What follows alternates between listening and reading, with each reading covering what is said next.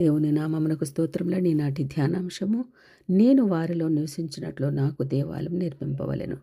నిర్గమకాండం 25:8 ప్రకారం, నేను వారితో నివసించినట్లు వారు నాకు పరిశుద్ధ స్థలమును నిర్మింపవలెను.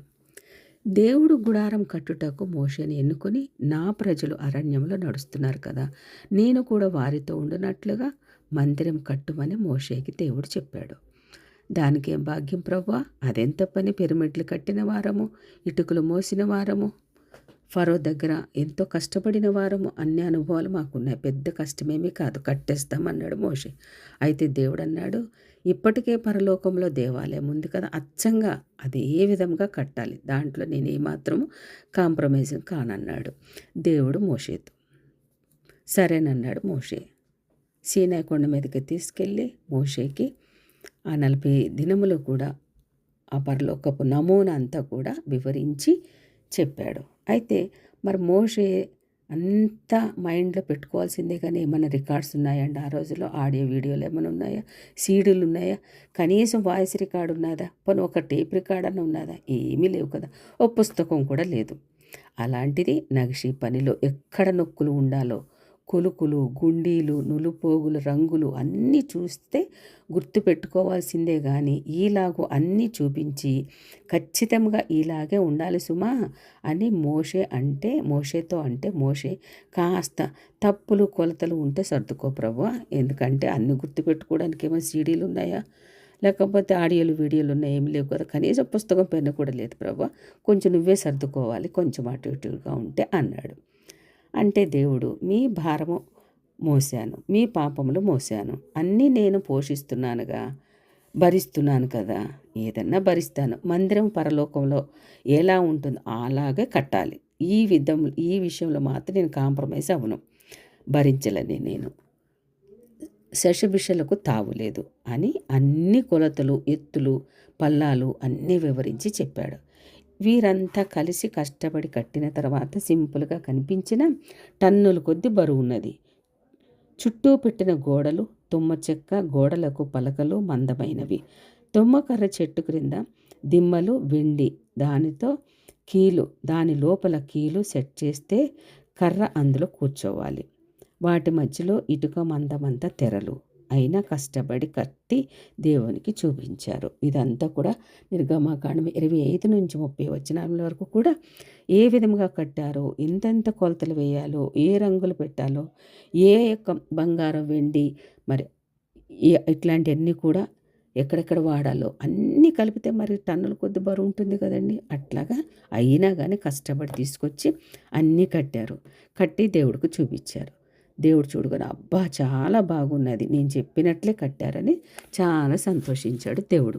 అందరూ కూడా చాలా సంతోషించారు. అమ్మయ్య, దేవునికి నచ్చింది, మేము కట్టింది అనుకున్నారు. వెంటనే మొత్తం విప్పేయండి, వీపు మీద మోసుకోండి, వెళ్ళండి అన్నాడు దేవుడు. చాలా సంతోషంగా, నెమ్మదిగా, కూల్గా అనగానే వెంటనే మోషే నిరుత్సాహంగా, ప్రభువా, నీవే ఇంత మహాజ్ఞానివి కదా, ఇంత అమాయకంగా మాట్లాడుచున్నావేంటి?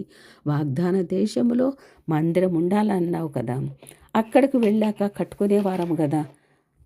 నానా బాధలు పడి ఇసుకలో, ఎడారిలో, షిత్తీముకెళ్ళి తుమ్మకర్ర తెచ్చి దానిని అంతా కూడా సాఫ్ చేసి కట్టిన తర్వాత అన్నీ విప్పి నెత్తిన పెట్టుకొని నడవండి అంటావేంటి దేవుడా?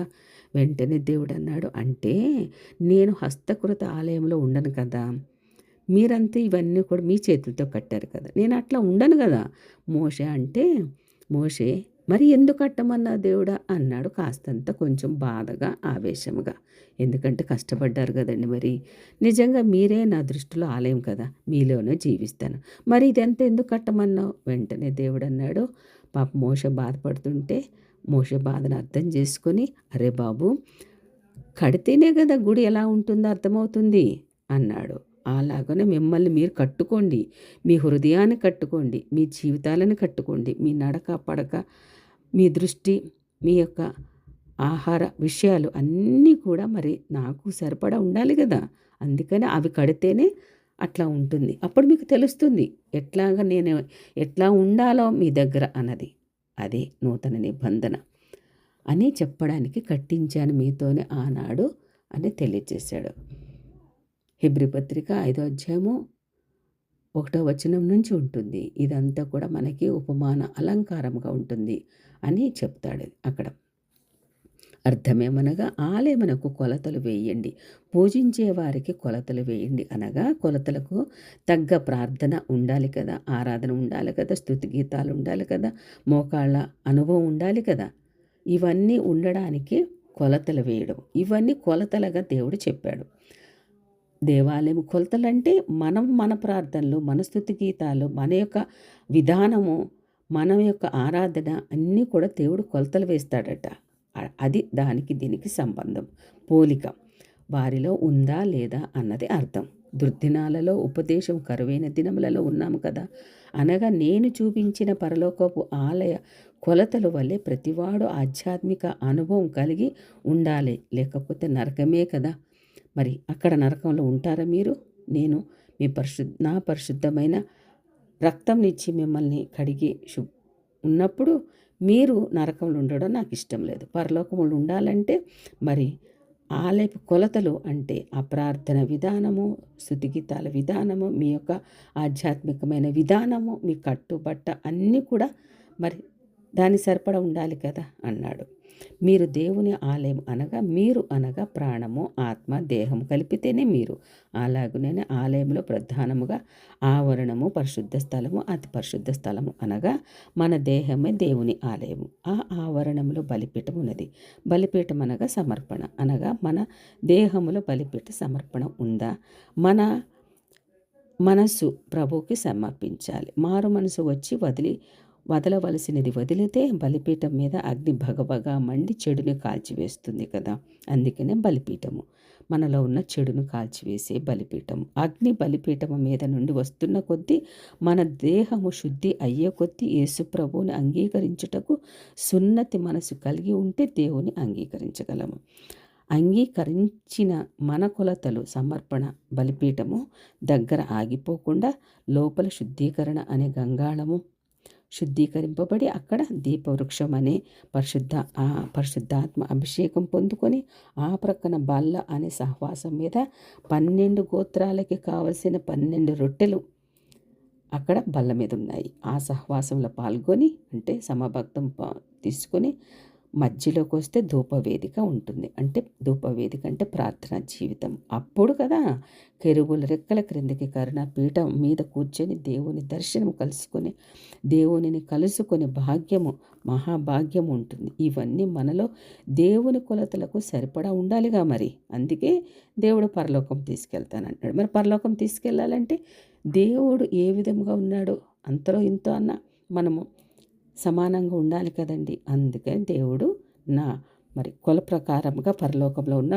కొలతల ప్రకారంగా ఇక్కడ దేవాలయం కట్టాలని నిర్గమకాండం 25:1-9 చెప్పాడు. ఈ జాబితాలో మన పేర్లు ఉండడానికి కృపగల దేవుడు ఆత్మను మన సిద్ధపరచుకోవాలి.